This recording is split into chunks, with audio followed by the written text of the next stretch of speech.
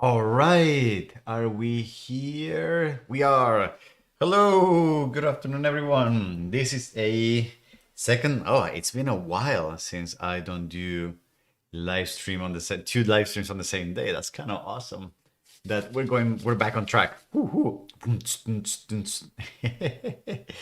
Alrighty, so this is the second live stream today, and we're doing another live stream because I just happen to have a bit more free time than usual. Tomorrow is Thanksgiving here, so I'm gonna be cooking a little bit, but not as much as I typically do, so I can spare some time and some. And also, we are doing this morning. We started this really cool simulation of a Christmas tree with LED lights, and I actually want to finish that today, so that those of you who may have time, you want to practice, you want to try to create your own light sequences, and then hopefully in a couple of weeks, whenever we organize the Parametric Camp community meetup, then we can all meet. You can share your files, and then maybe I can run them through my tree, and like everyone, and we can have like a cozy kind of Christmas celebration sort of thing. So what are we doing this afternoon? We are continuing with the video we did this morning, where we were illuminating a Christmas tree with LED lights. This morning we did a simulation in Grasshopper. Hey, Nicolas, hello again. This morning we did a simulation in Grasshopper. Today, this afternoon, we're going to learn how to create those ways of creating those sequences. All right, the light sequences, the light patterns. So, what are we going to do for that? Let me organize myself here. I have a bunch of files. So, what are we going to do? First, I probably want to open Rhino. I probably want to have a Rhino instance somewhere here and a Grasshopper instance. And yes. And what are we going to do? And I have some sample files, so I'm just going to open them here on this side so that I can take a look at them. Those are Christmas tree. Is this the one that we did? Yeah, probably. I have so many files, I'm kind of losing track of where things are. How's everyone doing in the meantime? Huh? Hey, Theo. Mikael. Hey, Mikael. I've seen you a lot recently on Discord. How are you doing? Good to see you. All right. Hi from Turkey. I love Turkey. Such a beautiful country. Okay. And then what else? So what I need to find a couple of files. Give me 1 second. Oh, I see. I see what this is what I want.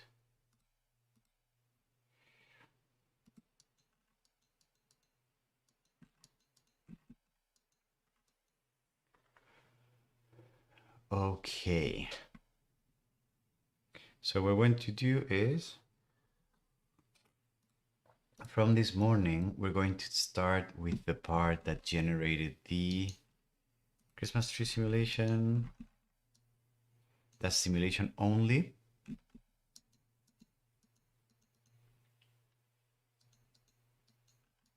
Yeah, so we're going to save this Christmas tree.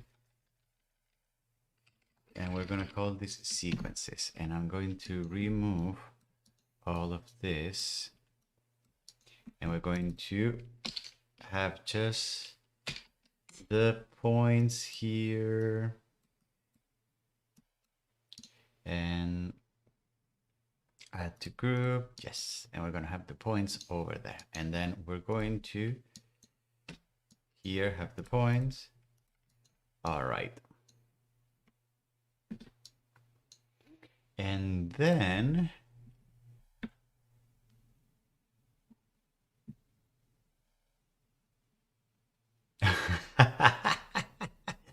is that what we do? When we write a lot of Grasshopper, we're psychopaths? Then I must be a really sick psychopath.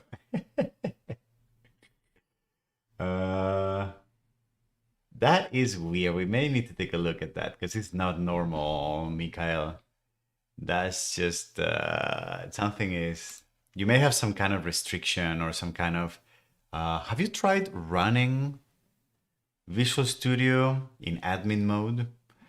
And also, have you tried saving those files in a folder that is not in like a simple folder, I'm going to call it, like somewhere on your desktop so that you can have access and you don't have limitation restrictions, somewhere that is not on a cloud service so that the file path is not super huge and you don't have white spaces.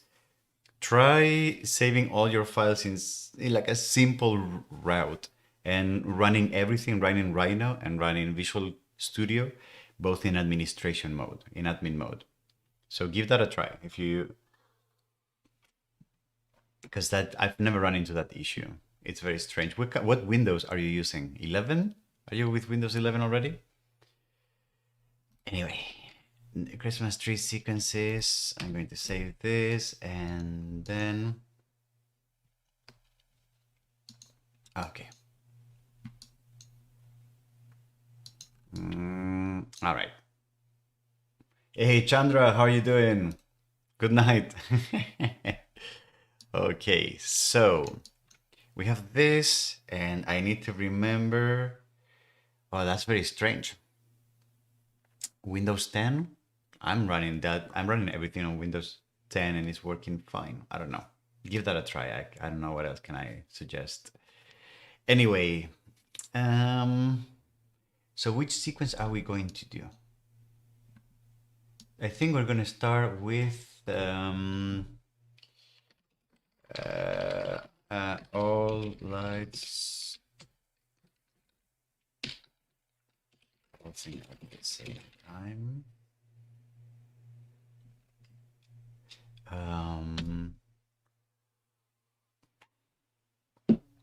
All light pulsing with a slight offset. All lights pulsing randomly. And what else can we do?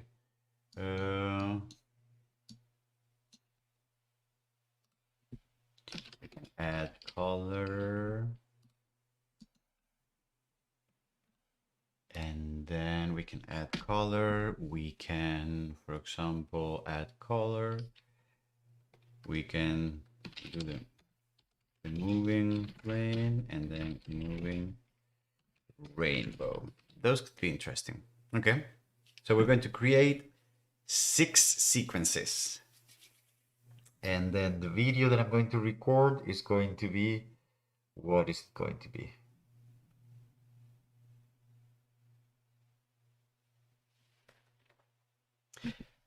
The video that we're going to record is going to be, what's going on here? Oh, sorry. Oh, I just got a notification that I'm going live. Okay. And the video that we're going to record is going to be, it will be an introduction. Then it will be,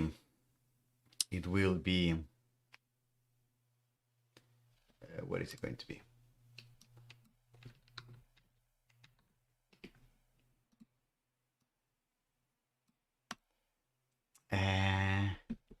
It will be, what is it going to be?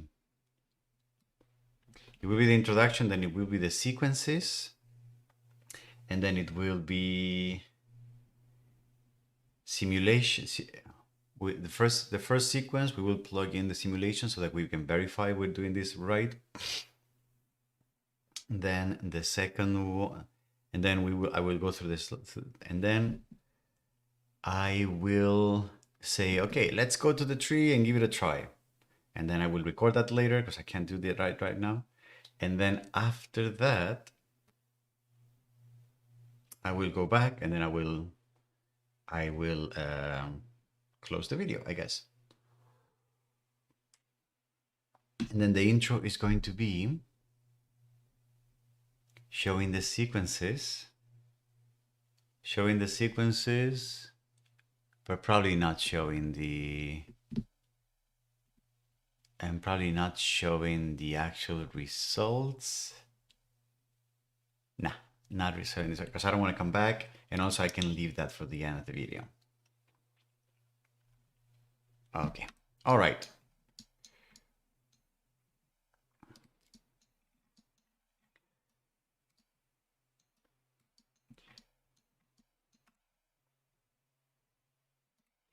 Okay, so let's start.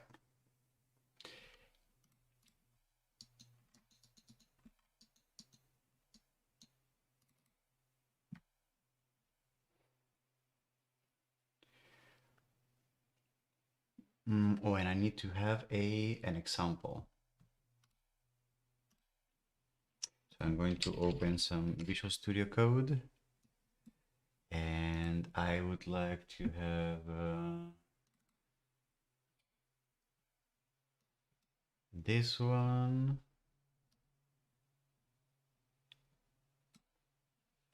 And I would like to have this one as well.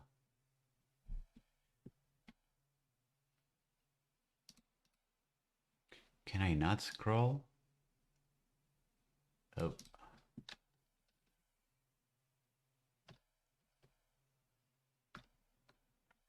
Okay.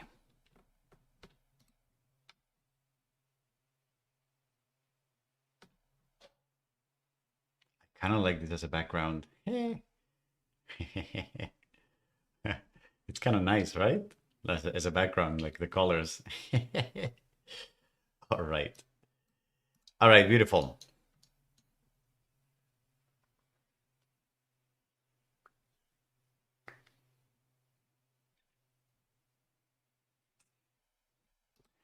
Should I start from the simulation? Let me think about that for a second. Should I start from the simulation? Maybe I want to start from the simulation. Okay, so let me start from the simulation.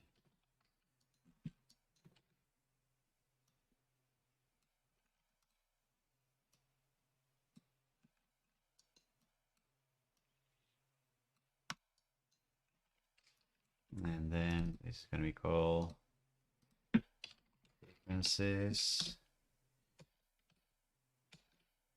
Okay.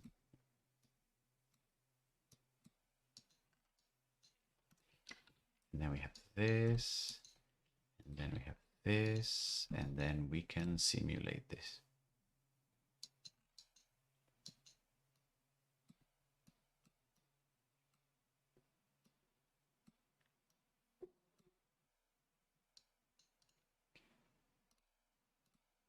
Okay.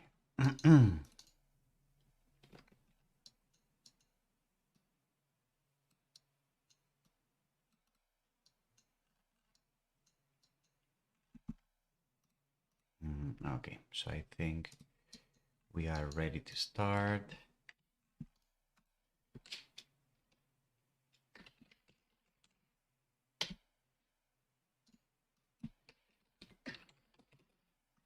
Okay.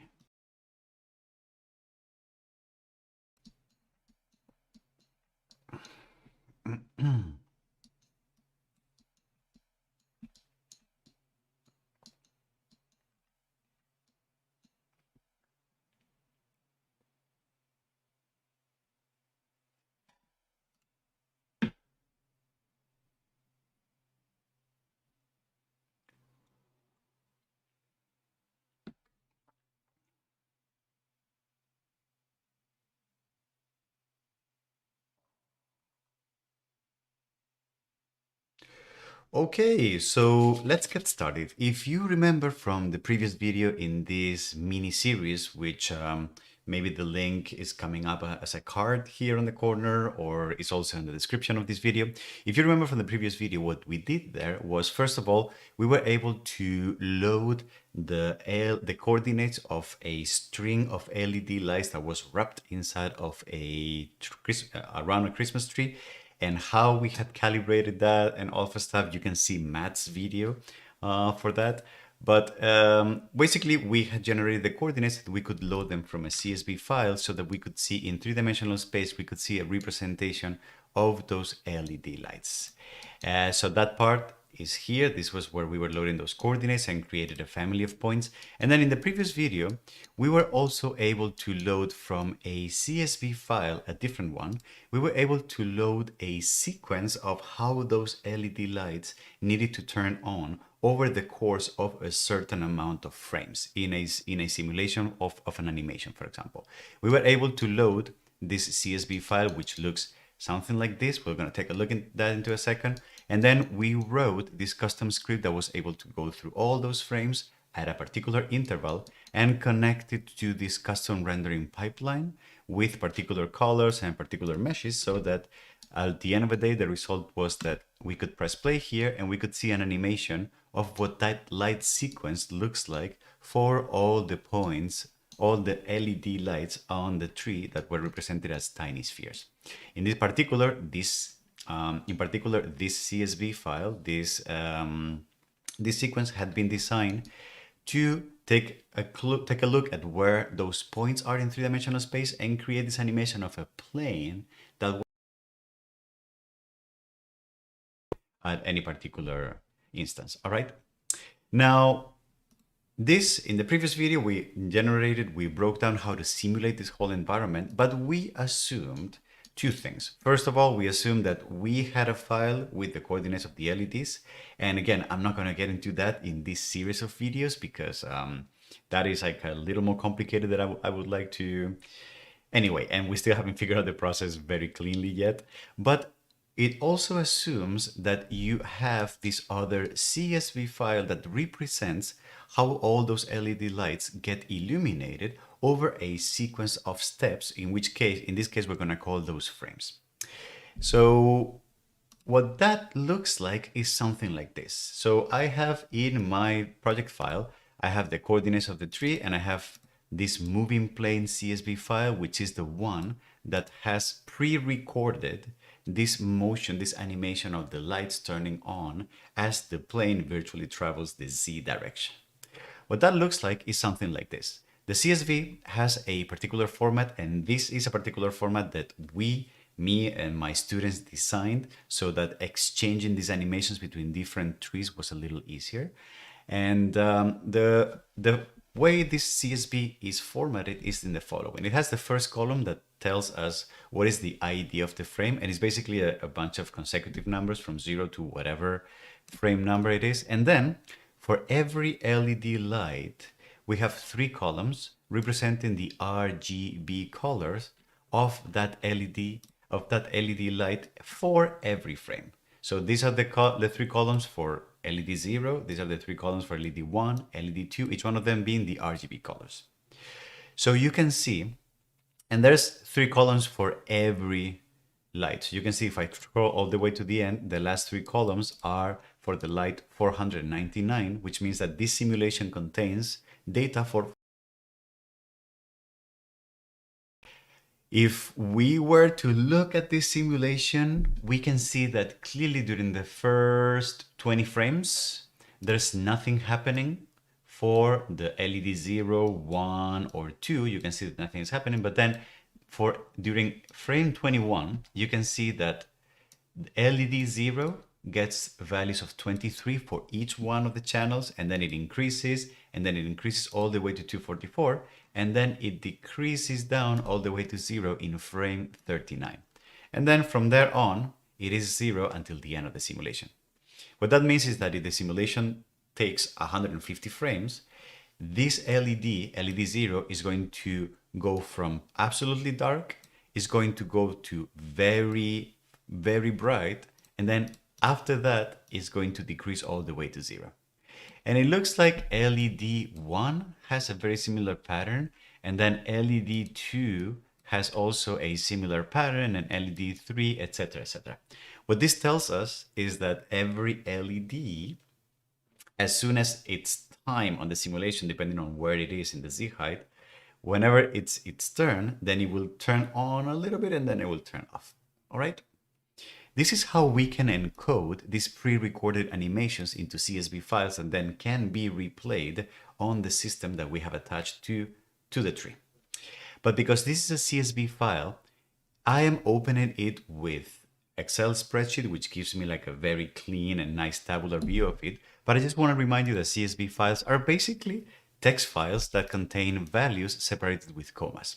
So if I were to open that file, that same file, inside of a text editor like Visual Studio Code, for example, you could see that it's basically rows of zeros, zeros, zeros, and then rows of values. It's just the same kind of view. It's just that in a Excel spreadsheet, the columns are a bit more aligned. It's a bit nicer to read. Okay.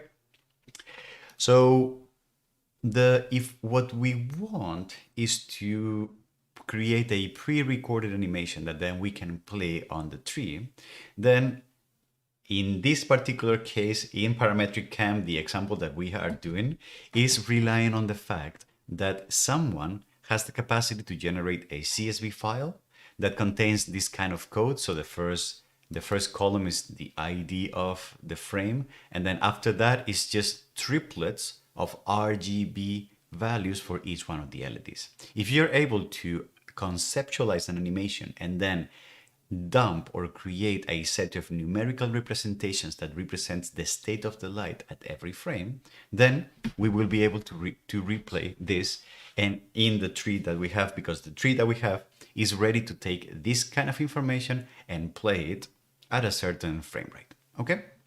So design animations boils down to conceptualizing what we want to do and then be able to translate that conceptualization into a stepwise, frame-wise list of what all the colors of each one of the LED lights should be at any particular instance of time. All right, that's the general idea. So what does that look like in Grasshopper World? Well, in Grasshopper World, let's also full disclaimer, Grasshopper may not be the best tool for doing this because Grasshopper is not great at animations or dynamic things. And also, but Grasshopper is perhaps shines a bit more if we do animations that are specifically taking into consideration the spatiality of this, all right? But so maybe Grasshopper could arguably not be the best tool for this, but since we already did it here, and so we're just going to go for it. So what we're going to try to do then is we're going to try to we're going to try to build on the example that we did before, where we had the point coordinates and the simulation part, but instead of loading the sequence from a file that already exists, in this case, what we're going to try to do is we're going to try to generate the file ourselves so that we can save it in a file that we can load on the tree afterwards. But at the same time, we can link that file to the simulation pipeline that we have here so that we can simulate these things as we are designing them. So what is that going to look like? Well, first of all, I'm going to remove the loading part and I'm going to keep this simulation part here, and then I'm going to generate my first C# script component where I'm going to create my first CSV sequence. All right. And what is that going to be for a sequence? So I don't know. Well, you can't see the lights anymore, but we're going to start super simple. We're going to start with a simple sequence that what it does is it doesn't look at where the LED is. It's just going to turn all the LEDs on very slowly and off very slowly. On very slowly and off very slowly. We're going to call that a pulsing animation because it's going to feel like on, off, on, off. And all the lights are going to do it at the exact same time so that it's a bit easier for us to start warming up. All right. So let's take a look at how we're going to do that.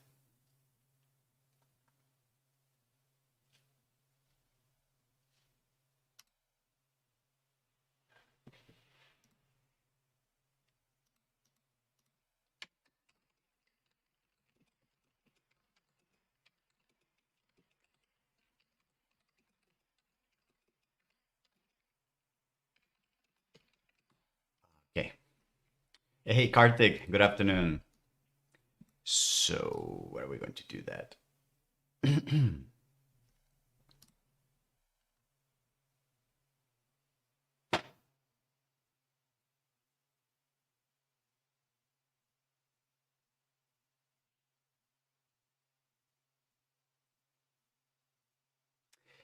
going to start by creating a C# component that I did here already. And I'm going to say that I want the output to be a CSV file, and then I will take care of saving that to somewhere on the file system at some point or whatever. And then the first input that I'm going to do is I would like to take the LEDs as an input. All right. And these LEDs designed before, because there's a lot of information that we can get from that. These are going to be of the type, which you can't see here because it's going on my other screen, are going to be of the type point3D. And then I'm going to ask for list access because I would like to be able to see all the points at once. So in the first sequence, it's going to be super easy, and we're actually going to have to deal with others. We're going to first start to deal with other stuff here. So, okay.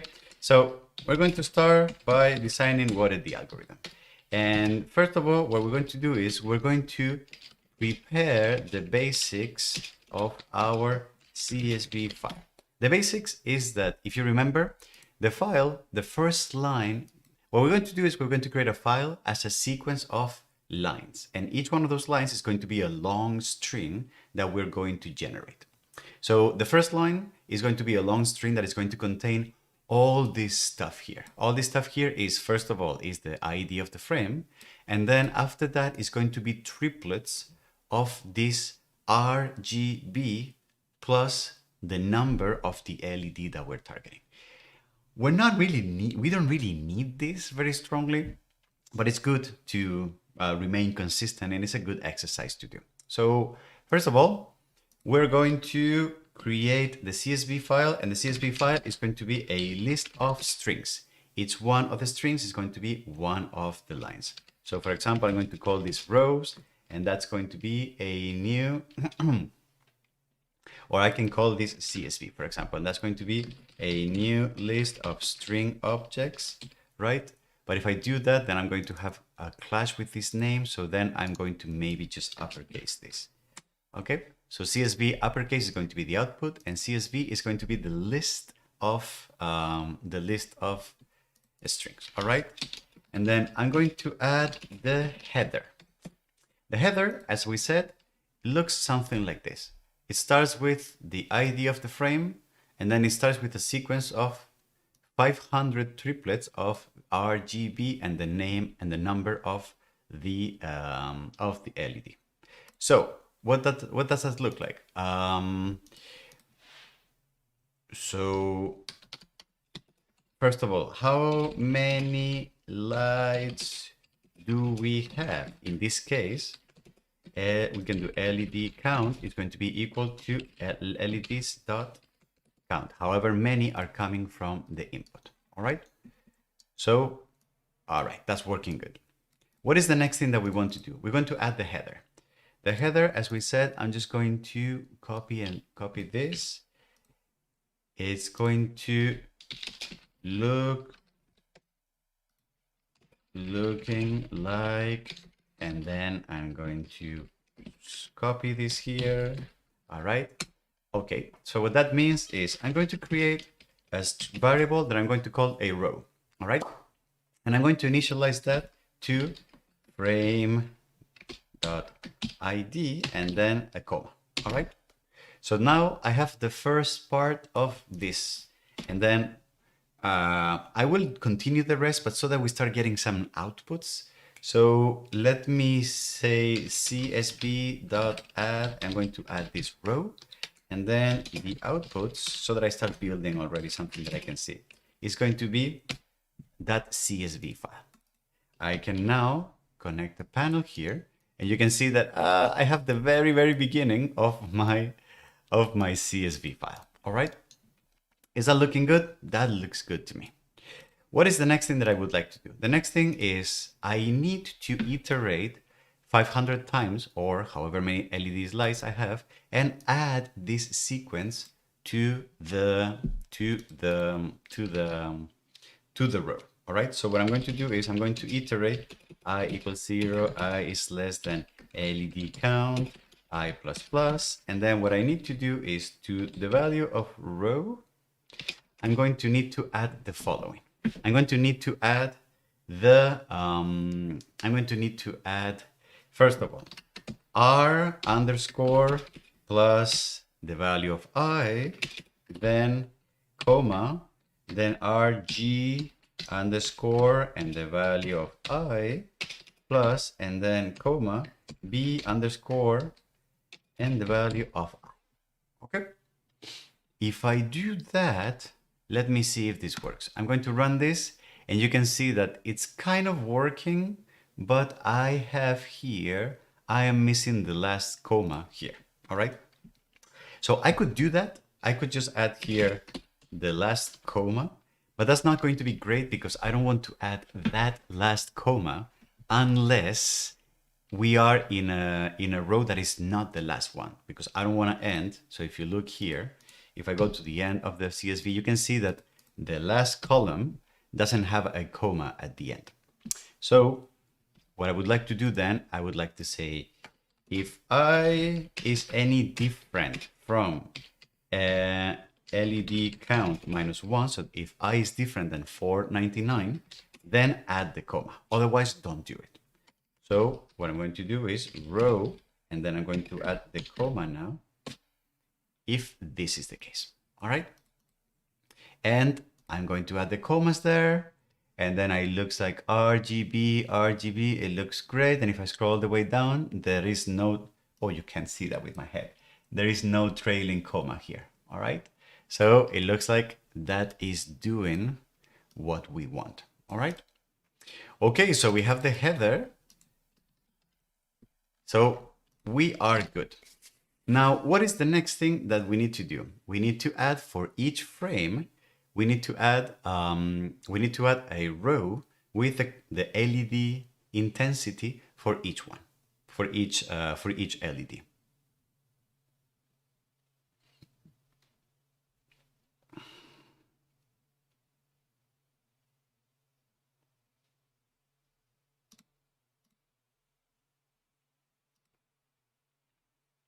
Okay, at this point, I think I may want to, what do I want to do? I may want to, well, at this point, I may want to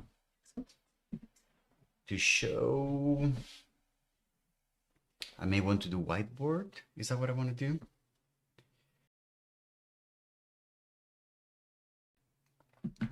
I may want to,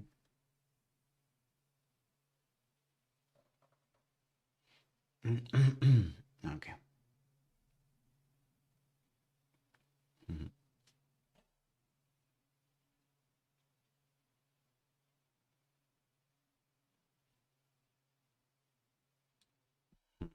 How am I going to explain this? I probably want to start here now then.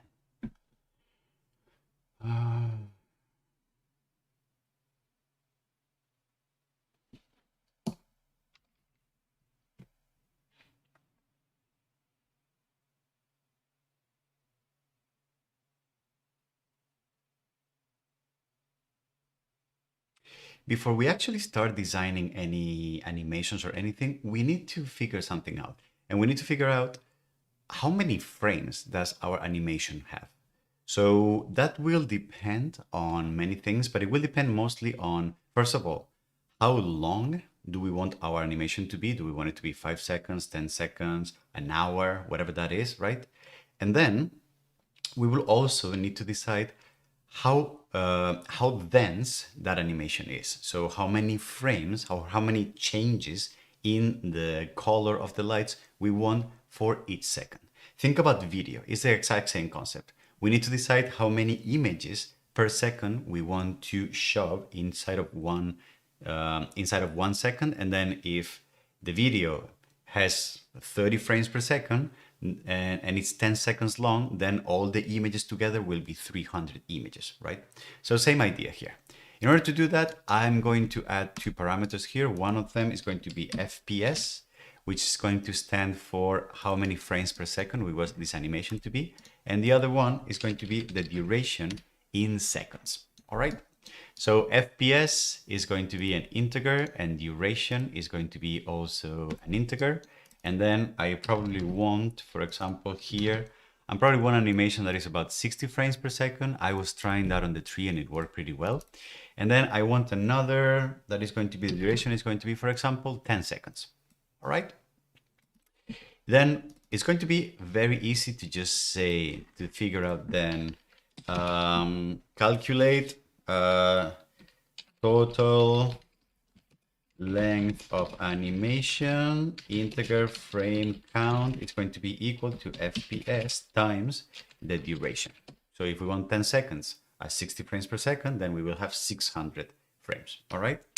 And then we're not going to get, so I'm going to make like a fake CSV, which is going to be, I'm basically going to create empty rows for I'm going to create empty rows for all the LED lights, okay? So that we can have like a skeleton of what this looks like. And then after that, we can start modifying the skeleton to add more or less things. So what I'm going to do then is I'm going to create, first of all, an animation that is absolutely nothing, okay? So all the LEDs are always black. But I just want to try and see if I can get through all the process together. Well, then I'm going to do design, rows, generate rows for each frame. So what I'm going to do here then is I'm going to say for int f is going to be 0, f is going to be less than frame count, and then f plus plus. Then this is going to be the amount of frames, okay? And for each frame, I'm going to create a new row. So I'm going to say, what I'm going to do is I'm going to reuse the variable that I had here, that I created row, and I'm going to initialize it to the frame count. So that's going to be f, all right? And then I'm going to add a comma here, all right? Then here I would calculate the values for each LED. All right, fine. And then whenever that happens, and then after that, add this row to the CSV. So what I would like to do then is I would like to say CSV dot. This thing that I just did should give me now a CSV file. I'm going to turn off wrapping, and so that you can see that the CSV now has the full length, etc. But then each one of the rows now starts properly. It starts with the name of the frame, and I get basically 600 frames because I was working at 60 frames per second for 10 seconds. Okay, that sounds about right. Okay, so then how do I then add all the RGB values for each one of the LED lights? Well, the way I can do that is here. And again, I'm going to start by just turning them all off. Okay, so nothing fancy about that. So what I'm going to do now is I'm going to create a for loop where I'm going to iterate over I equals 0, I is less than the amount of LEDs, so LED count, is that correct? LED count, and then I plus plus. All right. And then what I would like to do here is I'm going to declare outside of the for loop, I'm going to declare three variables, int r that I'm going to initialize to 0, g that I'm going to initialize to 0, and then b that I'm also going to initialize to 0. And I'm going to be reusing those variables to calculate things once I'm ready for calculations, okay? But then in the meantime, because they're all going to be 0, what I'm going to do is that for each LED to the row, I'm going to add the values of those three RGB colors. Again, I'm not going to add here. At some point, I would calculate values, RGB values for each. I would calculate each value for each LED, right? And actually, why don't we just do this? So I'm actually going to do R, A, R, G, and B. We're also going to calculate alpha. Okay, and then here, Alpha is going to be fully opaque, so that's 255. Then green R is going to be 0 for this LED light, G is going to be 0, and B is also going to be 0. Okay. For this one, all LEDs are black. Okay.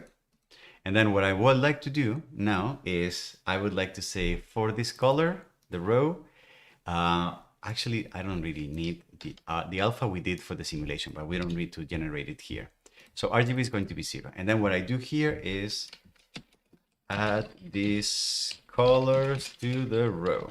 So I do row is going to be equal to the value of R plus a comma plus the value of G plus a comma plus the value of B plus a comma. Oh, sorry, the value of B. And then if I is different from LED count, then to the value of row, I'm going to add this last comma. Okay? So that for the very, very last element, I don't have that. Beautiful. So let me run this and you can see that it looks like this is working. All right. So I have zeros all through. All right. And this was not very exciting, but at least we got the basics covered. All right. The basics covered, because now what I would like to do now is I would like to write this CSV file to somewhere on my system so that I could send this to the Christmas tree.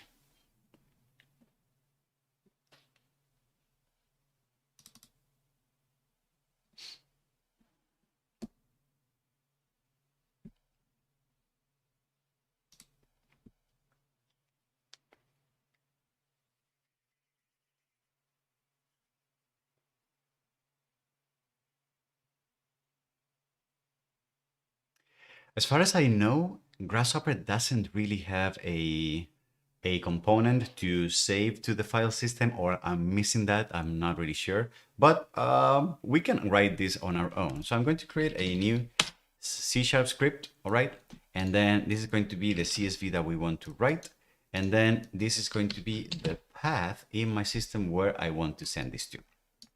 The CSV is going to be a list of strings.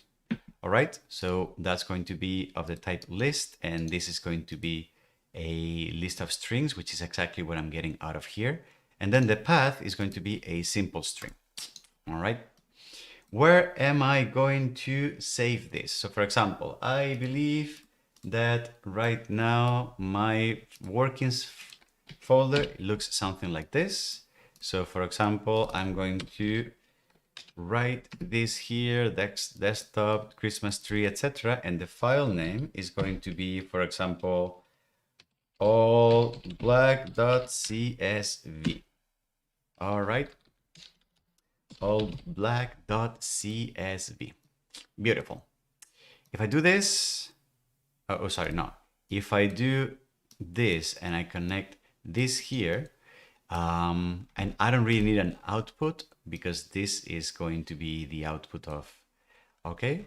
And then what I can do here is I'm going to say, first of all, I need to write my CSV to somewhere on my file system.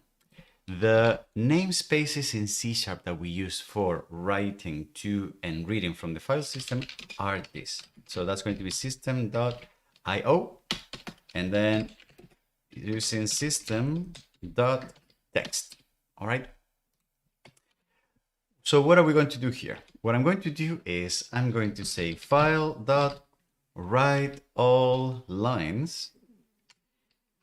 This is going to take a string as a path. So that's going to be the path. And then the content is going to be the CSV that I want to save. All right. And then I have something additional, which is that I can basically also add which encoding do I want to use. This is useful because depending on which system do you work with, if you rely on your default encoding, the files may not be compatible between different systems. So it's always useful to stick to a default, to stick to an encoding that you know. And so for example, I'm going to choose here encoding.utf8. I could choose ASCII, but UTF-8 is pretty much the one that is taking over, all right? So if I do that, then let me see if this is going to work. I'm going to dock this here, and I have my file system. I have this. So if I run this, I can see that I have now this new CSV file called all black. If I turn it on, if I load it, you can see that I have the 600 rows and that all the pixels, every channel for every pixel is purely black. If I load this, I don't know where I am. Yes, if I load this on my Visual Studio Code, you can see that everything is just zeros. It's a very boring sequence, okay? But at least it works. So we have the CSV generation part figured out. And then I'm going to minimize this. So this is figured out. Now, a few things that I want to do, writing and reading from the file system, that can be tricky and can be very faulty, because if the file is busy with some other processes looking at the file, it's locked, whatever, you may not be able to overwrite it. So it's very typical to wrap things that involve file system manipulations, wrap them into try-catch clauses, all right, so that if it fails, it gives us some warning. So I'm going to wrap this as a catch. I'm going to say I want to read an exception, and then component dot add time this. So this component, I'm going to add a runtime warning, and then Grasshopper runtime message level dot is going to be an error. And this is going to be, I'm going to add here, could not save file error. And then the error is going to be whatever we got from the exception. All right, so that's a very typical thing. Otherwise, I'm going to print to the output, file successfully saved. All right. And maybe just for the sake of it, for example, we can add date time. Do we have date time? Dot now. Yes. Okay. Beautiful. If we do that, and if we plug here a panel, you can see that, yeah, this was fully successfully saved on the 24th of November, 2021. That's when I'm recording this at 3:21 my time. And if I recompute everything, you can see that this got saved again and the date updated. So it's a good feedback to see. All right. Beautiful. Okay, so we have now a system to generate the most boring light illumination on Earth. We can save it to our file system, and we can also now plug this CSV into what we did before, into the simulation, and run this simulation. So for example, I'm going to turn off the LED, the cross. I'm going to run this, and you can see that I'm going to reset this. Input string was not in the correct format. I don't know what that means, or oh wait, so maybe this was expecting the CSV file to not have a header, correct? Maybe that's the case. So I may need to modify this and remove the header from here and plug this in here. I believe that was the problem. Yes. So yes, so this simulation expect to not have the header. So we could actually save ourselves the header, honestly. Save ourselves the header and the headache. Okay, but it's working, it's animating. We see nothing because there's really nothing happening here. But it's working, okay. Beautiful. So how can we now start generating sequences that make any sense whatsoever? All right. Let's start simple.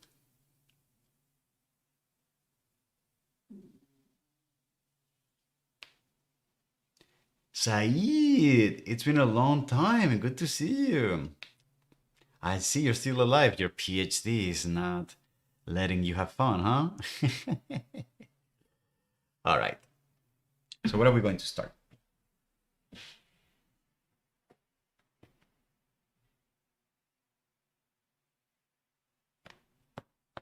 What are we going to start?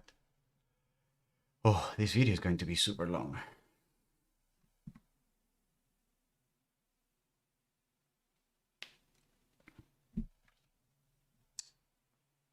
Well, better long than. Anyway.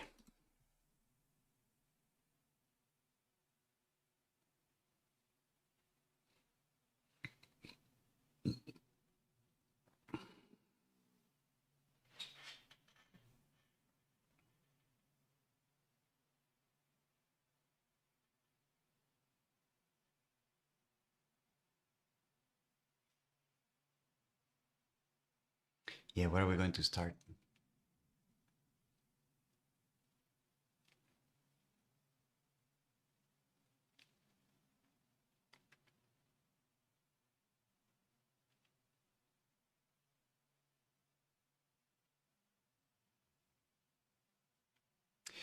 Okay, I was going to do the pulsing light as the first example, but for the sake of effect and impact, why don't we just do something real quick? Why don't we try to just generate absolute random blinking all through the simulation?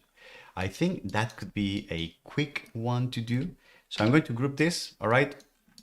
And then I'm going to remove this. So this is the first generation, which is basically all black. And we're going to call this flush, because flush is one that we can use to, we will see very soon, we can use this one to basically clear out the previous, so I'm going to call this flush, all right? And that's going to mean to remove whatever lights were left over from a previous sequence, all right?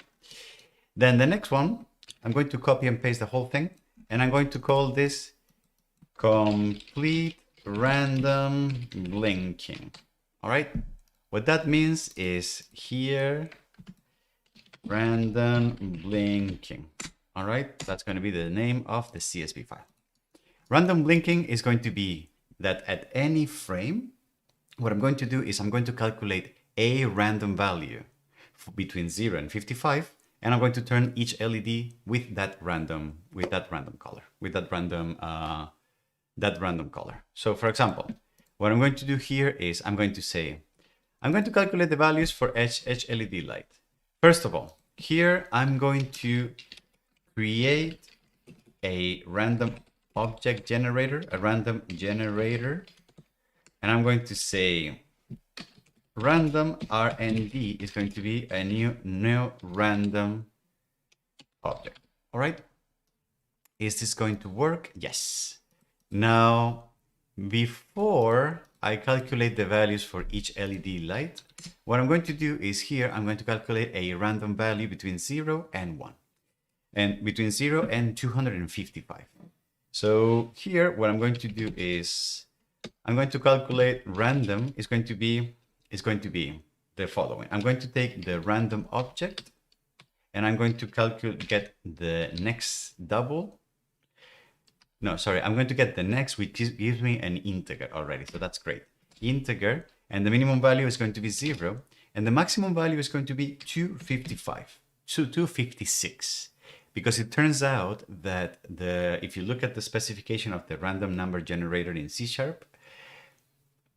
random numbers between two domains can have the value of the minimum boundary, but they will never have the value of the top boundary. So if we want an equal distribution that actually sometimes yield the value of 255, then the maximum value needs to be 256, which is guaranteed to never be produced by the random number generator. Okay, so for all the LEDs, I'm going to generate the same random number. And I'm going to use that same random number as the RGB value. What that's going to mean is that if I do that, look at what happens in the CSV file. Every triplet got the same value and all the LED lights have the exact same value. What that means is that every frame, the whole tree is going to get a random gray or a random value of the light, but all the LEDs are going to be the same. And then for the next frame, it's going to change, it's going to change, it's going to change. Let's take a look at how that looks like from a simulation standpoint. I'm going to plug this in here. I'm going to reset, and then something is not working. Something is not working. Let me see what is going on. Let me take a look.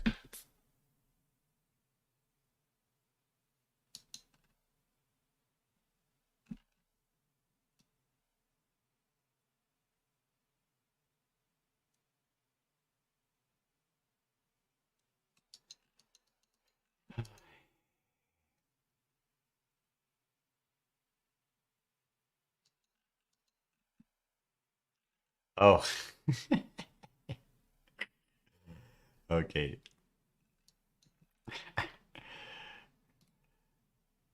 All right. It was the silliest mistake. So I plugged in the output of the CSV saver, the thing that saves the file, where actually I should have plugged in the output of the actual CSV component. So yes, so this is here, and then you can see the whole tree is flashing. All right. So that is not great. So I mean, we could illuminate the tree like this, but it's just not nice. So I'm going to stop it because I don't like that at all. So what I would like to do then is just get every blinky, every LED light its own randomness. So what I'm going to do here then is for inside of the for loop where we iterate over all the LED lights. So I'm going to do is I'm going to calculate a new random number for each LED. And then I'm going to make all the RGBs equal to this random number so that we have a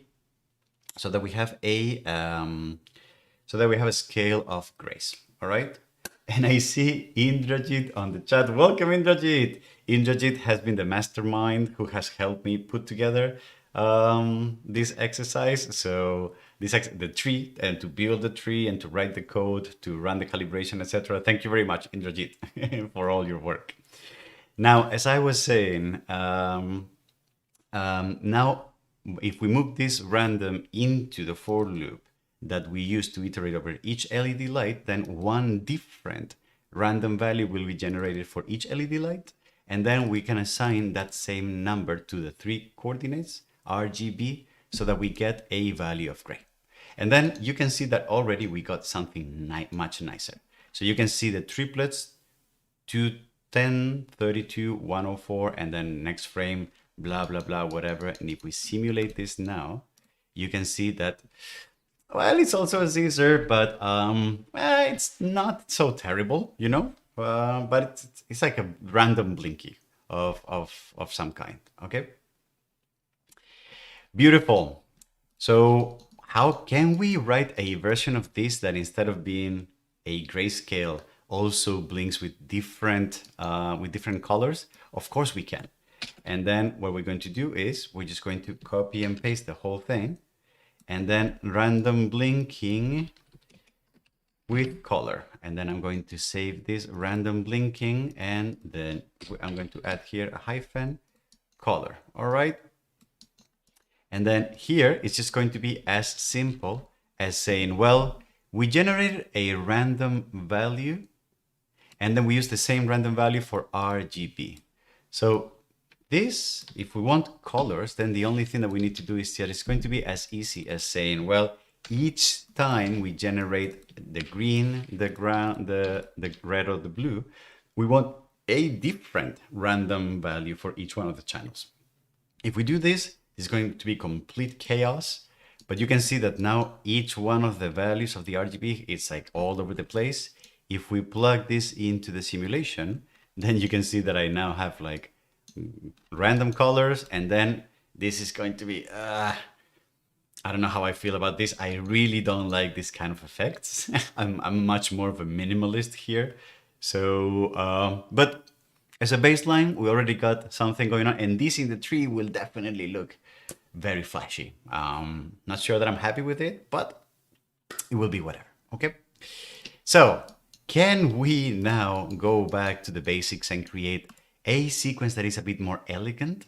Okay, let's do that. So now let's try to break down how to create a simple simulation where all the LED lights pulse, like they go on and off, but in a very smooth transitional way, all right? Which I feel is going to be much more Christmassy. But before we do that, we're going to have to, I would like to break down the logic a little bit on the whiteboard. Let's take a look at that.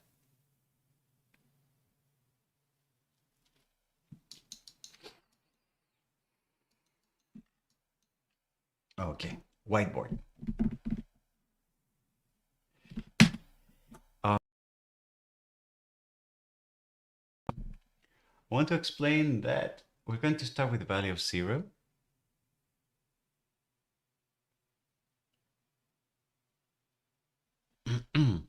So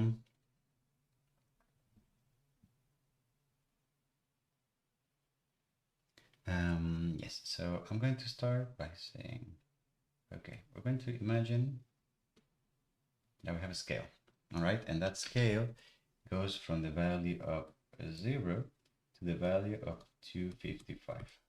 And at that point, what I would like to do is I would like to draw that over time, we would like to value of the LED light to go from 0 to 1 to 0 to 1, something like this, right? I will do that as a, what that means is that what we would like to do is we would like to say, well, if we plot that in a two-dimensional graph, we can see that what we would like to do is if this is t, let me draw this again.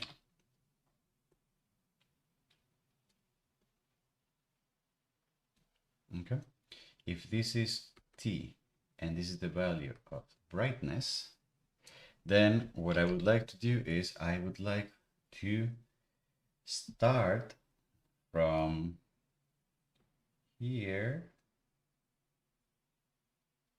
and then go here and then end here. So something more like this. Okay, and then go over again, where this is going to be 0 and 0, and this is going to be 255. Why can I not? Oh, you can see it, but I cannot. Weird. And then what else do we got?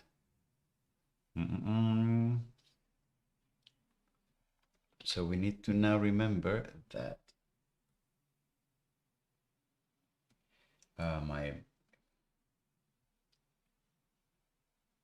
okay, so it looks like my screen is frozen.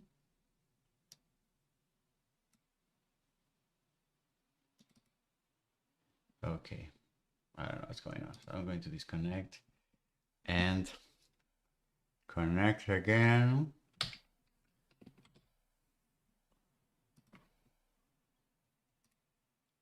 Okay, I'm going to connect again. I don't know where my, okay, so here, all right. Okay, so what that means is that if we now know how we're going to discretize time,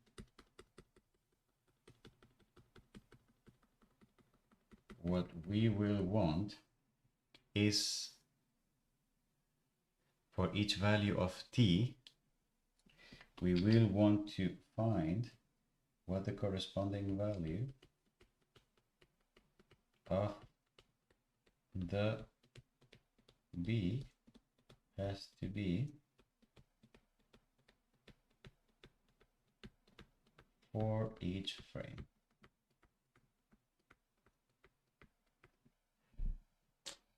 Okay.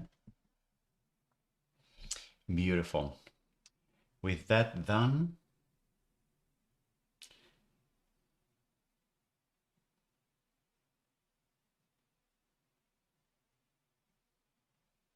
Mhm. Okay.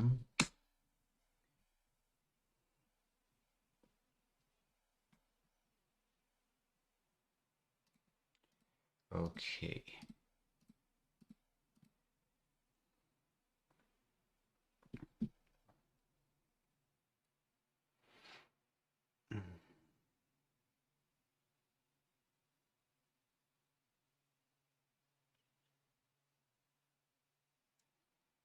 Mhm.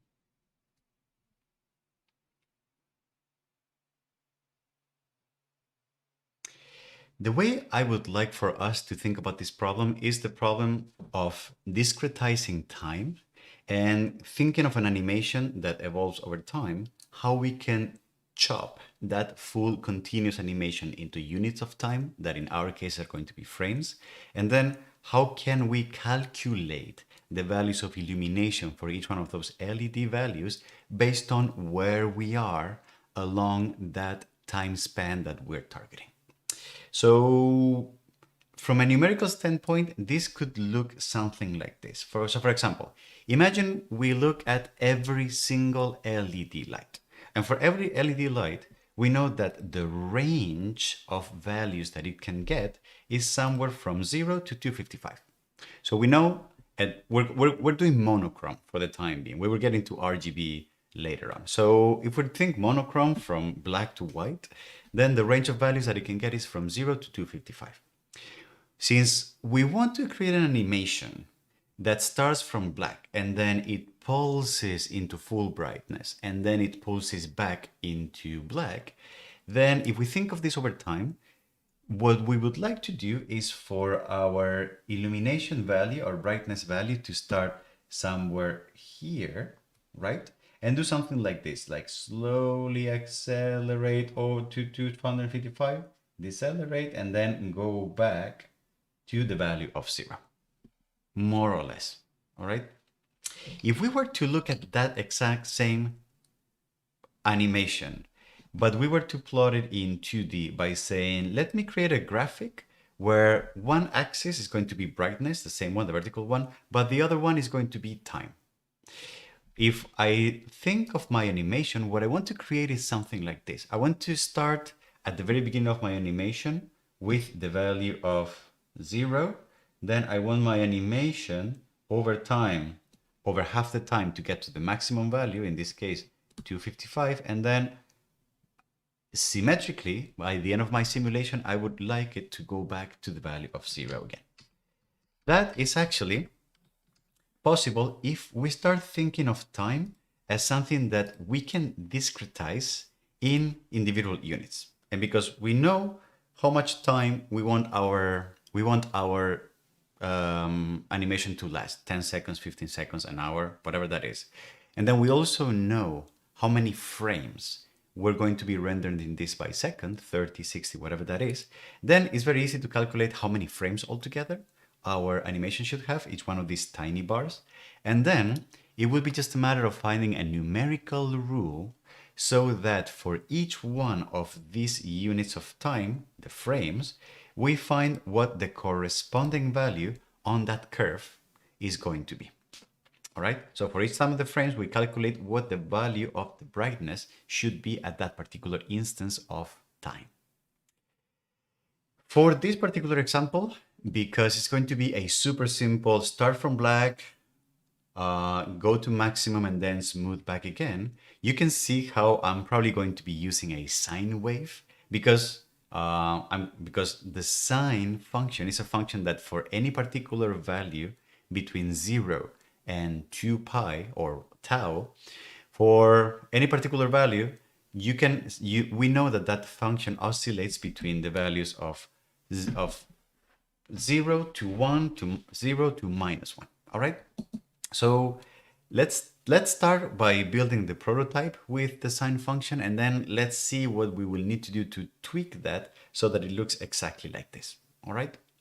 Let's take a look at that.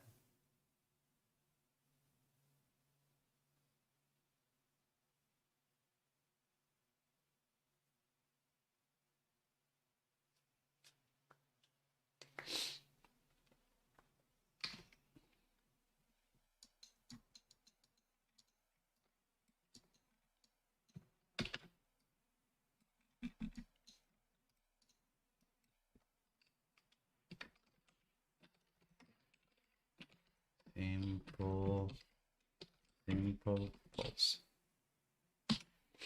Okay. And I'm going to call this pulse. Pulse uniform.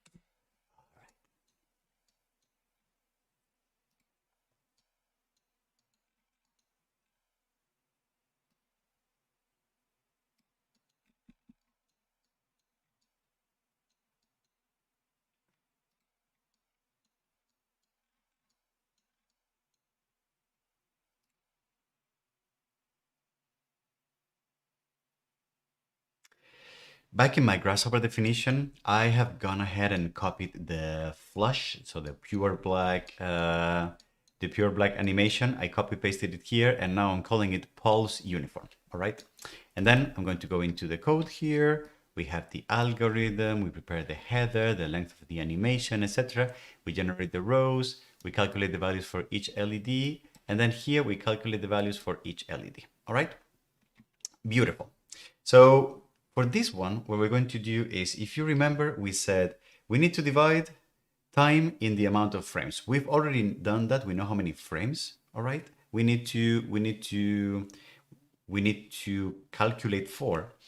But then, because we want to go from minimum to maximum and to minimum, and we're going to be using the sine function, what I would like to do is, because the sine function goes a full cycle from 0 to 2 pi or tau, what I would like to do is I would like to calculate what is the increment of the angle that I need for the sine function in order that matches the amount of subdivisions that I have in my timeline. What that means is that if a full cycle is tau or 2 pi and I have 600 frames, I need to divide tau by 600 frames to know what is the increment of in the cycle that I need for each one of my frames. All right. So what that looks like is I'm going to calculate here angle. No, I want to angle step for each frame. So I'm going to call this value, for example, I'm going to call it theta. All right, and that's going to be theta step, because we have, what I want to do is 2 math pi divided by the total amount of frames, so frame count. All right, and this is not going to be an integer, this is going to be a double. Beautiful. What that means then is that for the values of the LEDs here for this frame, I'm going to calculate the value of theta. So the value of the angle for the sine function that I'm going to be using, the value of the angle for the sine function, that corresponds to this particular frame. And because I have the step, so the only thing that I need to do is I need to multiply that step by the amount of frames that have elapsed. So that's going to be F. All right. Let me just print this so that we understand what this is coming for. So theta, so I'm going to say frame F plus, and then here a theta of whatever that is. Let me print that to the console. All right. And so that we can see this, I'm going to plug this in here. So you can see each frame has an associated value of theta from 0 to tau, which is roughly 6.28. All right. That's going to give me a full cycle from 0 to 2 pi. Now I'm going to say, well, what I would like to do now is I would like here to calculate for this theta, what is the sine of that, what is the sine of that value. So I'm going to calculate the amplitude. I'm going to call it, for example, and then I'm going to say that that is going to be the sine of theta, for example. And that's going to give me a value between -1 and 1. So for example, and then I'm going to go here, amplitude is going to be equal to amplitude. All right, I'm going to print that to the console, and now you can see that this is going to give me a value that starts with 0, is going to go all the way to 1 somewhere by the middle of the simulation. So that's going to be 150, and then it's going to go back all the way to 0 at the middle, at the center of the simulation. So that's going to be here. This is 0, it's just a number with a very small decimal. And then at 450, I can probably expect -1, right? -1. And then all the way at the end, I can expect back to 0. So this is looking good. It's not exactly from 2 to 55, but we will work with that in a second, okay? So what I'm going to do now is, because I have amplitude, what I can do is I can say, well, I'm going to do amplitude times 255 times the amplitude. All right? That's going to give me values between, all right? And then you can see that I cannot convert explicitly to an integer, so I need to convert this to an integer. All right, so this calculation needs to be casted to an integer. All right, and that is still not an explicit conversion. Okay, so maybe I need to round it, math.round, and then I need to round this thing here. And then I'm going to, I could do the same thing, right? So this is going to work. And then you can see how the values for the CSV start at 0, 3, blah, blah, blah. They increment all the way to 255 on frame 150, which is kind of nice. And then at frames 300, they're probably going to drop to 0. Right? And then I start getting negative values, which I will deal with later, because we can't have negative values here. So if I animate this now, this is going to look, you see, it's pulsing, it's becoming blah, it's becoming white, and at 150 it's going to max out. It maxed out, and then it's probably going to go dimmer. It's going to go dimmer. And then we are now at negative, okay? And because we're at negative, it fails, because look at what we get. Value of -3 is not valid for a red channel. Okay. All right. So what can we do about this? So what you can see is that what I've generated right now is something that, because I'm using the sine wave goes from 0 to basically the value of 1, then the value of -1, and then the value of 0. Okay, which is not what I wanted. So what I wanted, first of all, is to go from 0 to 255, and that's why I multiplied it by 255, but it turns out that I also get this area here, which is all negative values, and that's probably not what I want. Okay, so what can I do? It feels like something that would be interesting is to take this whole curve and somehow squish it so that it could fit here, right? And I could have a perfect cycle, correct? So that would be great. And that would be great. So how can I do that? Well, I'm going to do some very simple numerical rule. And if I right now have a curve that looks something like this, if I want to squish it by half, the only thing that I need to do is I need to multiply the value of the sine by 0.5. And then if I want to take this curve and move it up, the only thing like this, offset it, the only thing that I need to do is I need to add another 0.5 to that value, to the result. So let me show you what that looks like. So I'm going to say, where am I? Ooh, not here. What I'm going to do is I'm going to say here, for the value of the brightness, okay? The value of the brightness that I had was this thing here, correct? That's the value of the brightness that I had. And this was brightness, and then this was brightness, and this was brightness. All right. So this was what I had. So because I have the amplitude here, what I want to do is I want to multiply this whole thing by 0.5. If I multiply this whole thing by 0.5, then you can see that now the value of the amplitude here is going from 0 all the way to 0.5 at 150, which is, you see, at 150, which is a quarter of the simulation. Then it's going back to 0 at 300. Where are we? 0 at 300, and then negative, and then positive. So we have squished the whole thing. We have squished it by half. And now what I want to do is I want to move the curve, all the whole thing, up in the positive direction by a value of 0.5.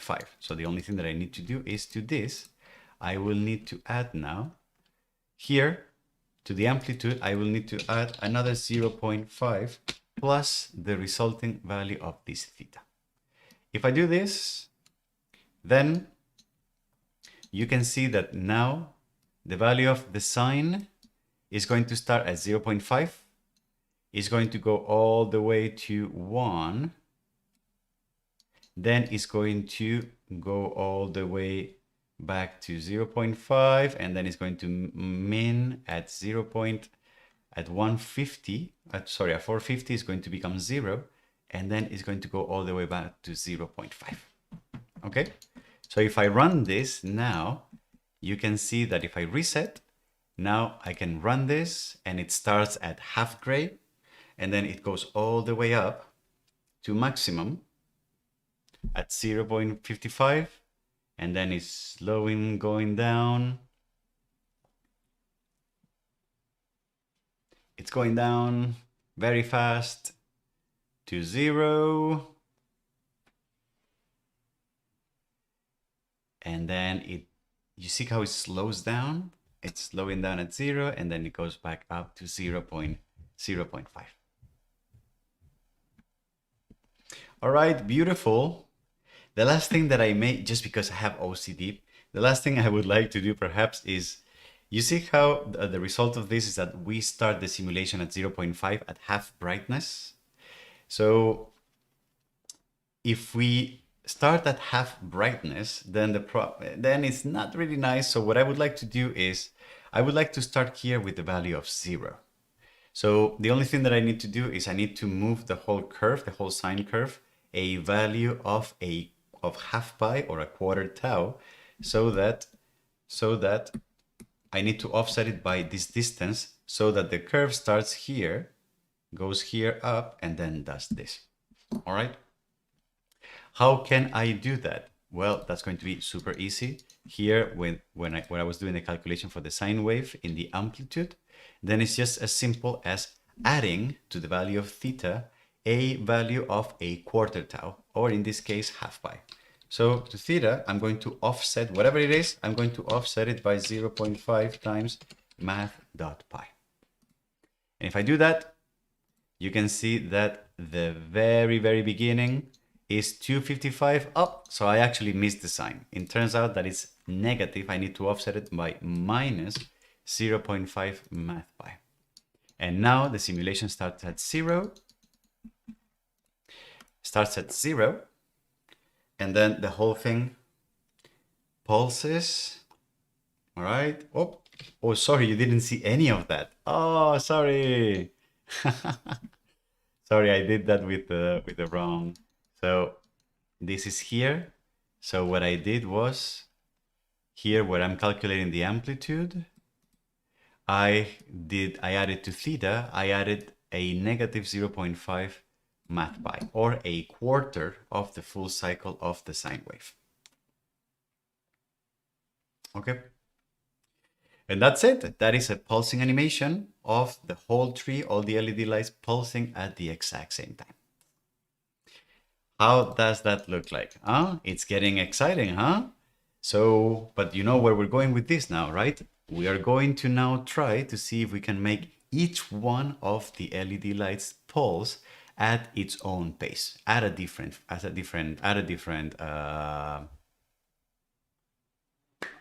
not amplitude, yes, at a different, with a different offset. Let's give that a try.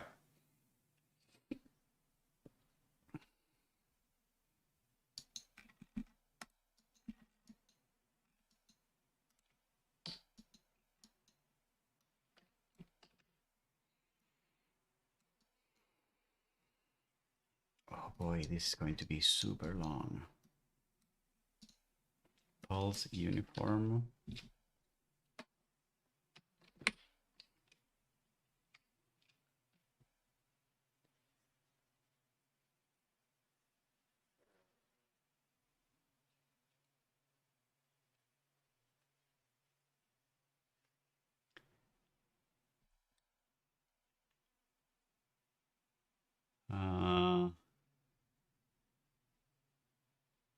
Pulse uniform, pulse random.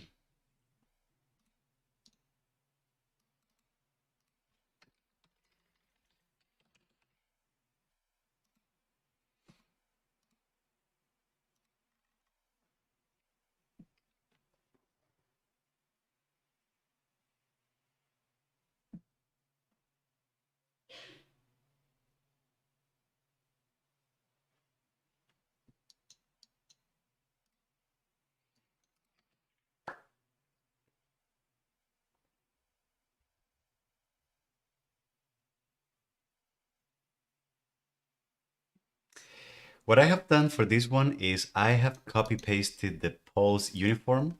I have copied it here, and I'm going to call this pulse random. All right. And what this is going to be is just that.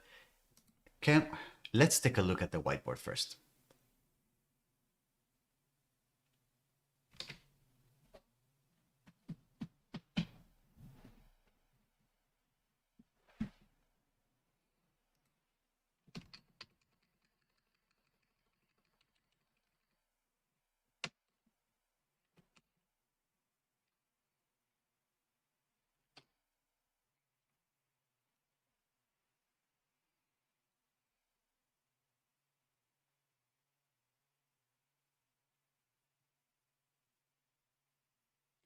If we follow the same logic we were following before, then when we were thinking about the curve and how we were moving it, we can see how what we chose for our animation is that all the LEDs started here at 0 and they all followed the same curve at the exact same pace.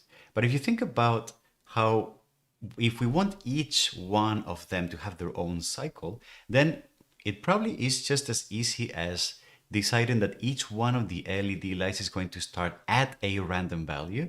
So for example, one of them may start at 0, another one may start at 100, another one may start at 200, and then each one of them over time is going to change at the exact same rate.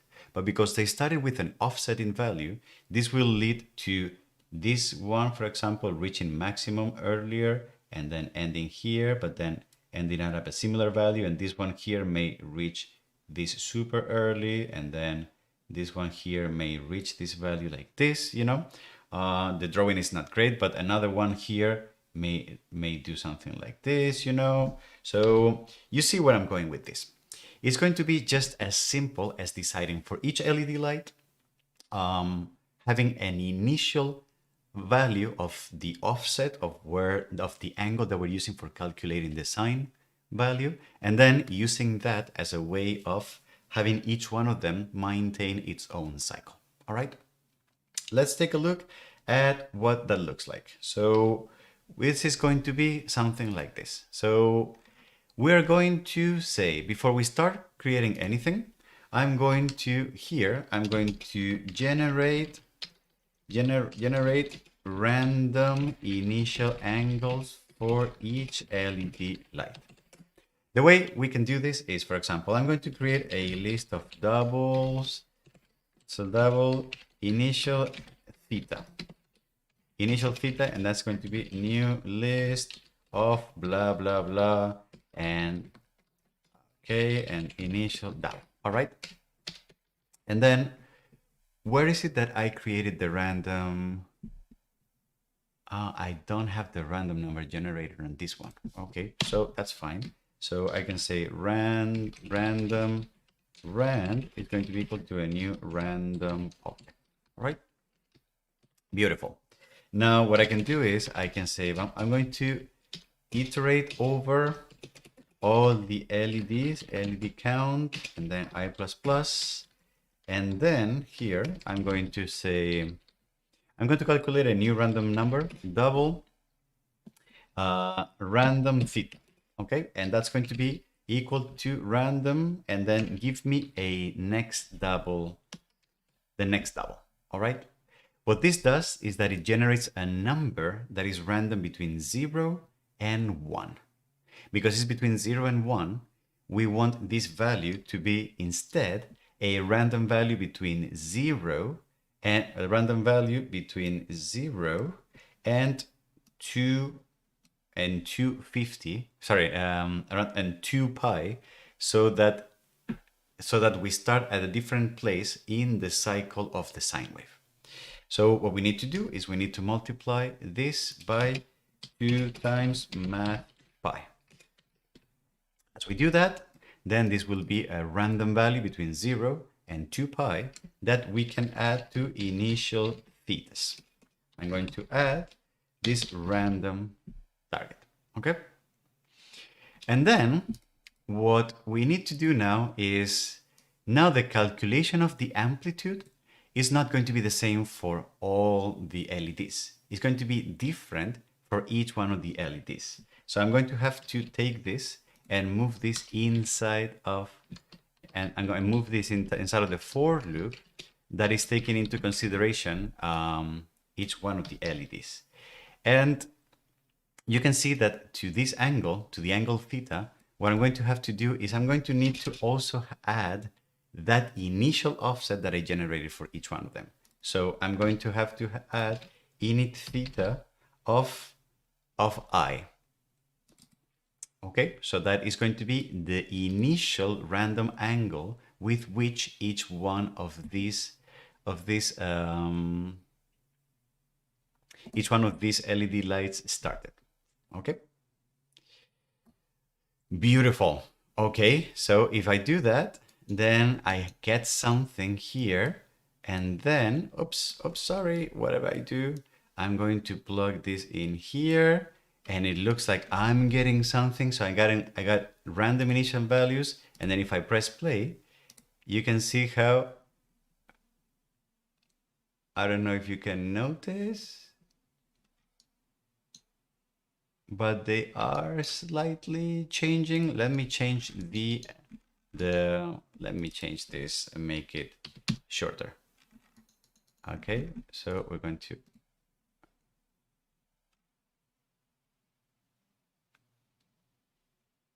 ooh, I'm not sure that this is changing actually.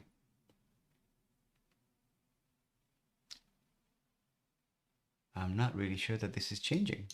Well, let's see here. We don't have to speculate.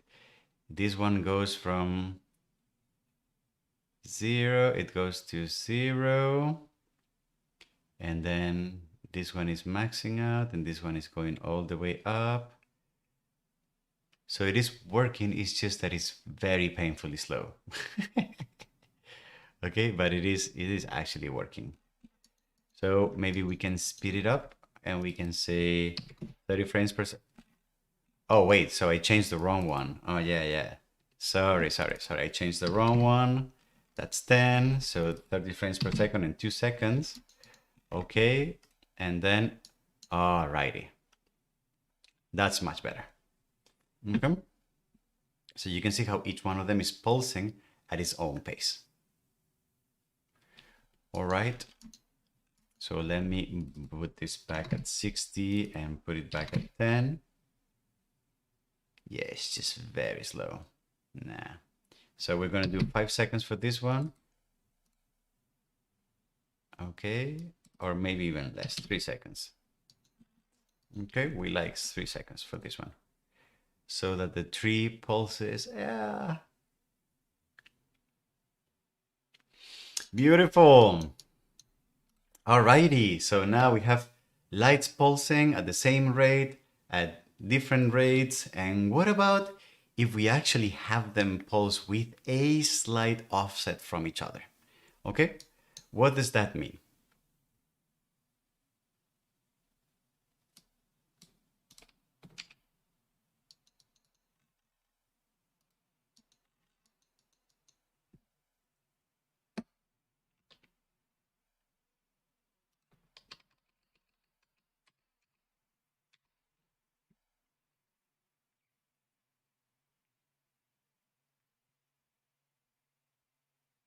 What I mean with a slight offset is that if instead of just randomly starting from whatever and then getting like a curve here, another curve here, another curve here that looks kind of, if what I do is the initial values are actually all in sequence, and then because all the LED lights that go from 0 to 500, they're all actually very physically close to each other. If what I do is instead of giving them random values between them, what I do is that I give them random offsets that are very close to each other from one another. From a mathematical standpoint, what I would end up getting is a curve that looks like this, another curve that looks like this, another curve that looks like this. So I would get like a much more homogeneous distribution, if you will. But in the physical space, what I will end up getting is I would end up adding a sequence of blinking that kind of follows the trajectory of the LED cable that is wrapped around the tree. So this is just as simple as creating a sequence where the initial values are not random, but they are simply a slight offset from one to the other. What that looks like is, let me copy and paste this, and then I'm going to call this pulse with an offset, all right? And then this one is going to be called pulse with an offset. And then here, in the original, here, instead of creating these numbers with a random initial, with a slight offset initial angles, what I can do is I can say, I'm going to create a value here, but this value, instead of being random, what it's going to be is going to be starting from 0, and it's going to be the full cycle, so 2 pi divided by the amount of LEDs that I have, and then multiplied by where this LED is on the sequence of these LEDs. So that's going to look something like 2 times math pi divided by the amount of LEDs that I have. All right, so divided by LED count. So that would be how much angle in sine terms there is between each one of them, and then multiplied by the position of this LED inside of the sequence of LEDs. If I do that, just as simple as that, if I do that, what I'm going to get is a distribution that is going to look much more sensitive to where those LEDs are in three-dimensional space. So if you can see now, if I run this, because you can see that how all these LED lights, which are in sequence, they start turning on more in a gradual way, right? And then they go down the tree and vice versa, which is kind of super nice, right? And this is because, again, the position of these elements in three-dimensional space is based on a calibration routine that my students and I work together, and that is kind of working and needs a little bit of polishing, but it's kind of there. So it gives a very nice spatial effect. All right. Beautiful.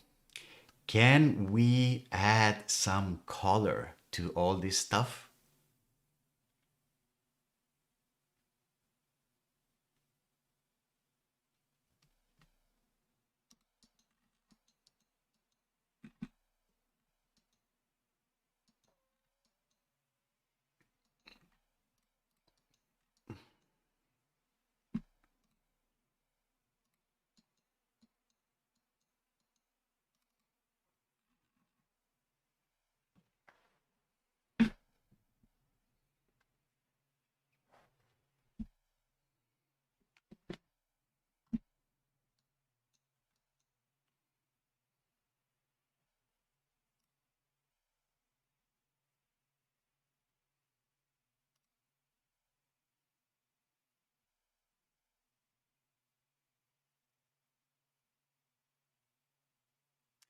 The way we're going to add color is that I'm going to take the sequence that was a random pulse, so this one, and I'm going to duplicate it here. I'm going to be based off from this one.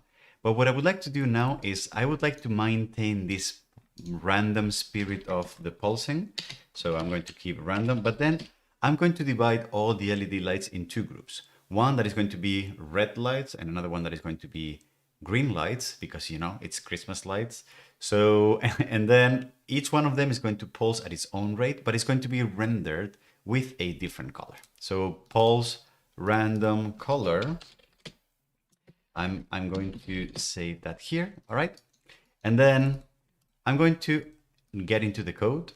And what I would like to do here now is that just like I created a list with 500 numbers that represented the random offset that each one of these LEDs start with, what I would also like to do is I would like to create a list with 500 Boolean values, each one of them representing whether if the LED is going to be red and whether if it's going to be green, and then randomly assign values to the beginning of that. So I'm going to start generate random distribution of colors. So what's that going to look like? I'm going to create a list of Boolean values, and I'm going to call that is red. All right, that's going to be a new list of Boolean values. And then for each one of the LEDs, I'm going to copy this for loop here. For each one of the LEDs, what I'm going to do is I'm going to create a random number between 0 and 1. And if the value is 0, then is red is going to be true. And if the value is 1, it's going to be false. All right. So how am I going to do that? Well, I'm going to say integer, random integer is going to be equal to the random generator that I had and a next value that is going to be from 0 to 2. And remember, I'm using 2 because I know it's guaranteed that the result will never be the maximum value. It can be the minimum value, but it will not be the maximum value. So if I want a 50% distribution between results 0 and results 1, then this has to be the value of 2. And then here, what I can say to the value of is red, I'm going to add, what am I going to add? Is this equal to 0? Then I'm going to add the value of false. Otherwise, I'm going to add the value of true. This is a ternary, I don't know how to pronounce that, ternary conditional. I believe I have a video somewhere explaining that, so there might be a card popping somewhere here or there if you're not familiar with this. Anyway, so with this, now I have a list of 500 booleans, trues or false, which I'm going to use to decide whether if the light should be red or blue. All right, here the calculations for the brightness are going to remain the same. I get a value of brightness, but then here, what I'm going to do is I'm going to say, choose red or green. So I'm going to say if is red for this LED light that I'm in right now. If this is true, then the values for R should be brightness, and then the value of green should be 0, and the value of blue should be 0. That's one thing. Otherwise, if I don't, then this, if it's red is not true, then brightness should be here and red should be here. Correct? Let's try that out. So I'm going to run this and I can see some values here. I'm going to plug this. Are you ready for this?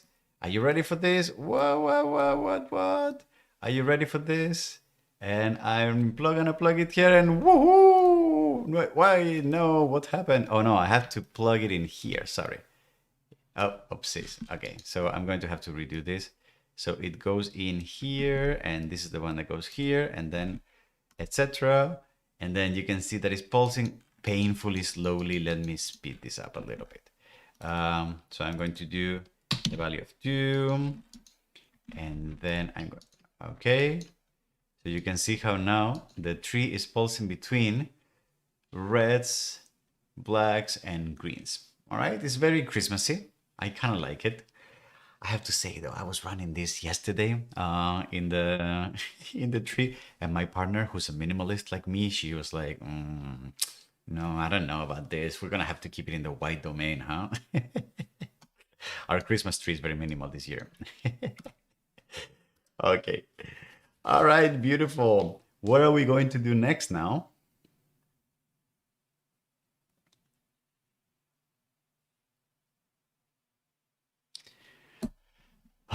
Oh boy, this video is gonna get super long.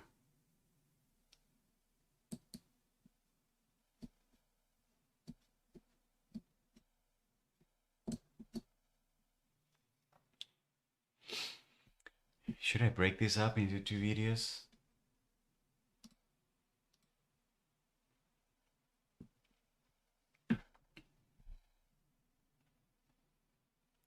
Should I break this up into 2 videos?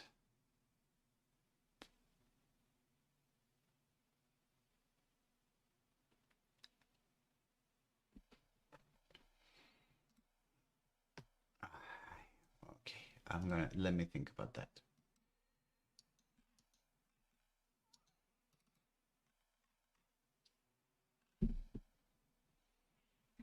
Oh.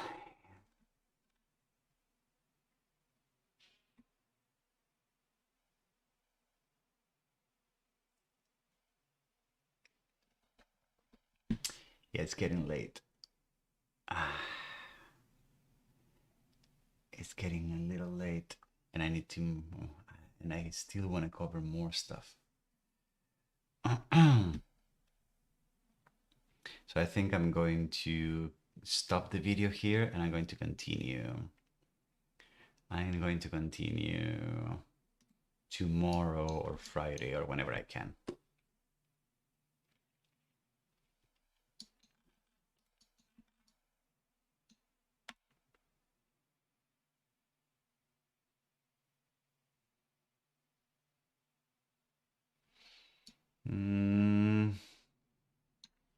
Yes. Yeah, because the rest of the ones that I want to touch upon are actually they rely on the spatial quality of the tree, so that's going to take a bit more computation. So I'm going to do a 3-part video in this case, yes. So I'm going to split it here then.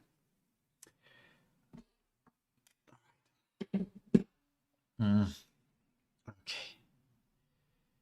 Alrighty. So I'm going to stop the video then. I'm going to wrap it up. I'm going to wrap it up. And then I'm going to record the introduction for this video. Okay.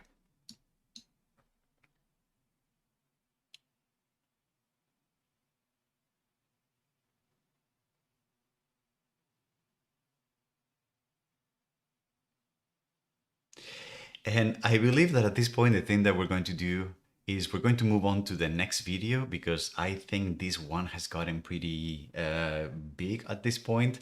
And I kind of like that all the sequences that we did here were sequences that didn't really need in a way to know where the LEDs were in 3-dimensional space. They were just playing with random values, with positions, with the sequence of where the LEDs are one after the other, but not in spatial terms. And I have a few other examples that I would like to run on that actually rely on knowing and playing with where the LEDs are in 3-dimensional space. So I think I'm just going to move all of those examples to the next video. And I will also showcase those examples executed on the tree in the last video. All right. So, or maybe not, or maybe I just do one video just for that. Okay. Okay. So then I'm going to wrap up this video. Thank you very much for being there. Thank you very much for sitting down through this whole thing. I hope you found this exciting and fun. I'm dying to show you how these things look on the Christmas tree, okay? Which will happen very, very soon, all right? So in the meantime, if you thought this was cool or fun or whatever, you may wanna like this video, subscribe to the channel, leave a comment, join Discord, send us a coffee, I don't know, whatever that looks like for you, all right? So thank you very much, and see you in the next video, where I will do more examples that are actually aware of the location of these elements in three-dimensional space. Thank you. Bye-bye.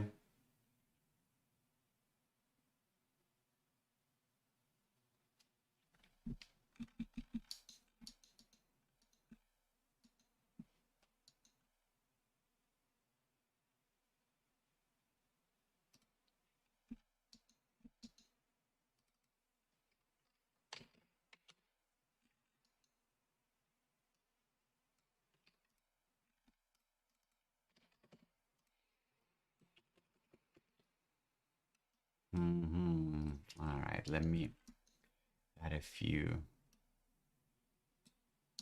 So I'm going to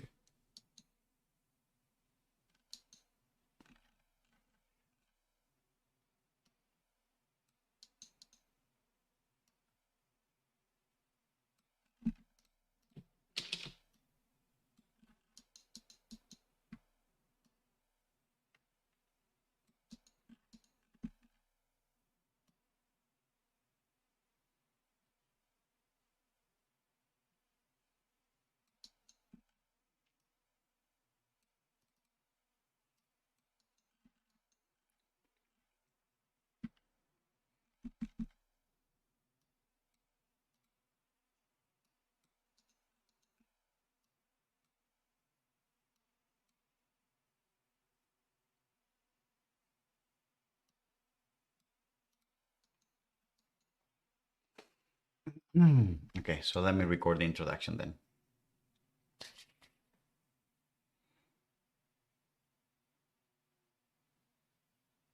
Oh, and let me add Matt's video, Matt Parker, Christmas tree.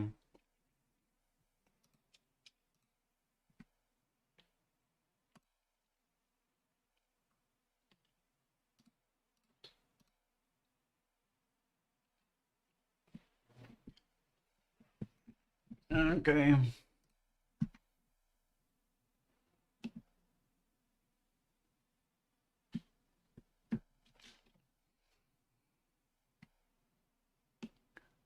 Okay.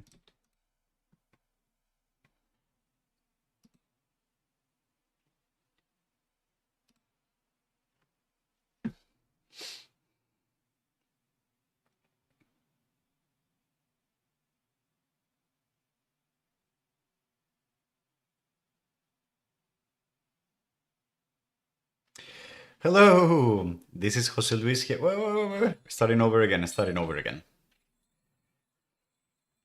Of course I need this, right? Of course. What am I thinking of? Up. Up.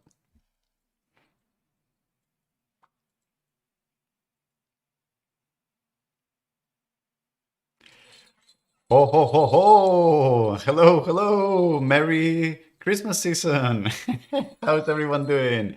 This is Jose Luis here at Parametric Camp, and welcome to the second video in this mini series where we are creating parametric tools and computational tools to illuminate a Christmas tree that has been wrapped with a string of 500 LED lights that can be individually addressable and controlled in their RGB colors. Whoa, whoa, whoa, whoa. I'm gonna take this because it's gonna fall and it's gonna break. Can you see how this is? This was green.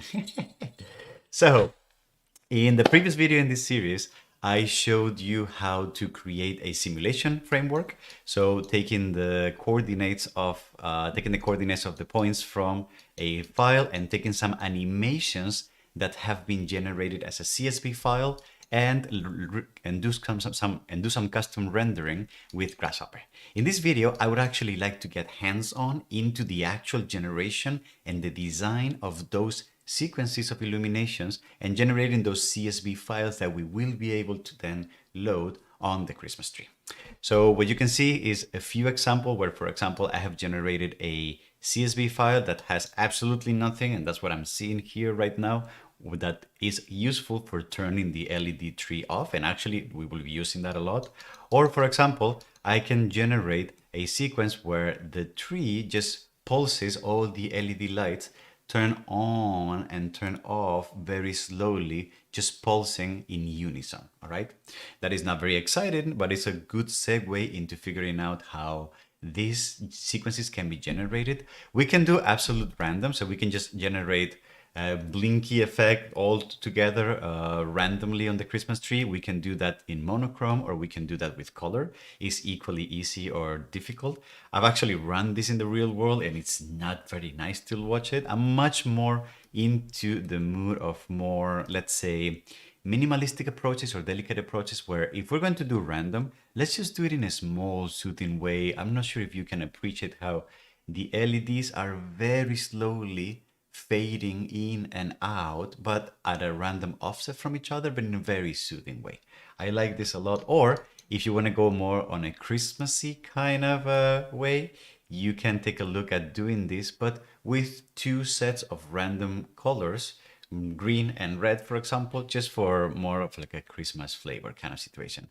And last but not least, we can also have that random offset applied along the elements of the string of LED lights. Because the LEDs are placed one after the other in a string, it's very easy to know their position along the wire, and therefore make the offset be slightly off along this wire. And therefore, because all the LEDs are very physically close to each other on the tree, it will generate this spatial effect of the light traveling up and down the tree, which is very interesting.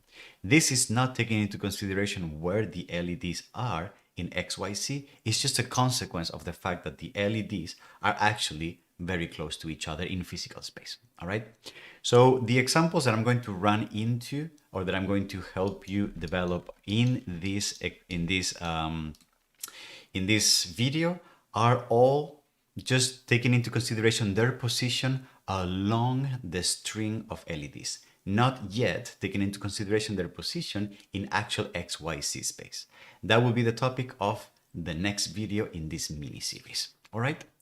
And last in this mini series, I will probably have another video where I will take all the examples that we've done here, and I will actually show you how they work on the physical tree. All right.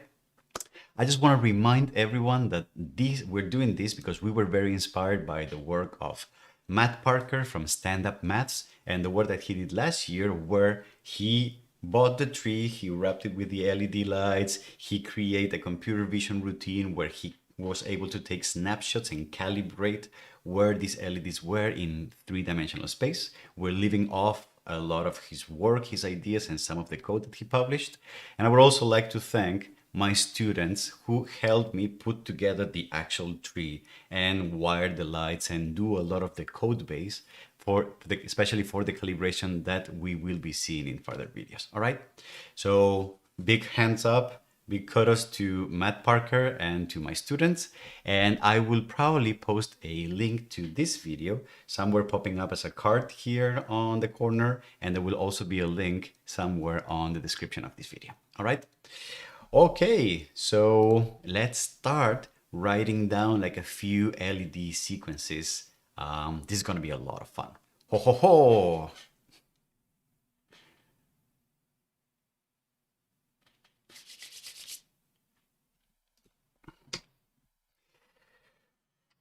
All right. Oh, I am super tired. Oh, okay.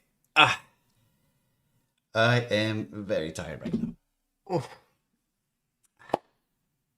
That was a lot of Christmas in a nutshell. Okay, yes. So I will do the next videos next week or whenever I can actually make that happen. Okay. Beautiful. So thank you very much, to anyone who's there.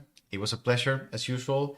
I want to make this video happen sometime soon. I may do it tomorrow morning or Friday morning, the rest of the work. I'm not sure, but I will hopefully get some of that done very soon. Okay. Beautiful. Thank you very much, everyone. It was a pleasure. Bye bye. See you at some point tomorrow, Friday. I'm not sure. Bye bye.